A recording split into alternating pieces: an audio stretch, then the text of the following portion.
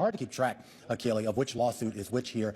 Set the context for us, and what's Trump's options right now, given the verdict?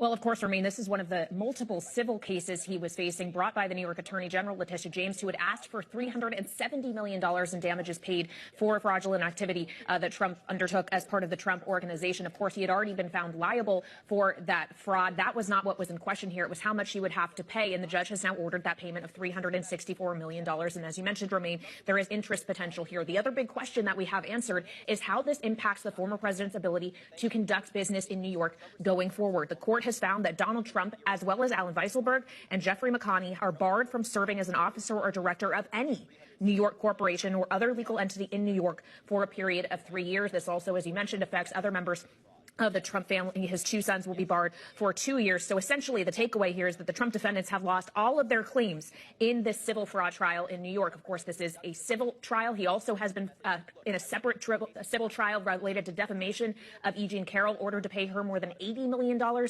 in damages. And then there's the multitude of criminal cases he is facing. We found out this week that he will be in court, in trial in New York, beginning on March 25th, in the criminal case brought against him by Alvin Bragg related to hush money payments paid to porn star Stormy Daniels. So all of this just adds up to a very expensive multi-front legal battle that the president is facing, ordered now today to pay more than $360 million as a result of this case in particular. Think about it.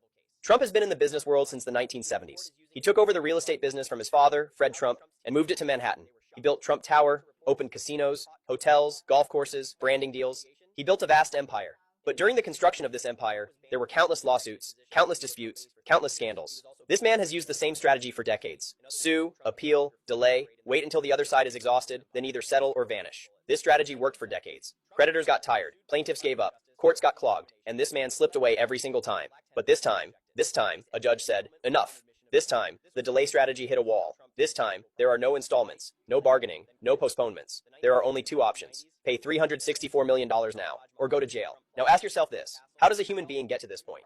How does a man who sat in the presidential chair of the world's most powerful country, who managed a multi-trillion-dollar economy, who claims to own a multi-billion-dollar empire, find himself helpless before a judge? The core of the matter. Now I'm going to tell you exactly what happened in the simplest terms. A New York court gave an order to Trump. This order says, pay $364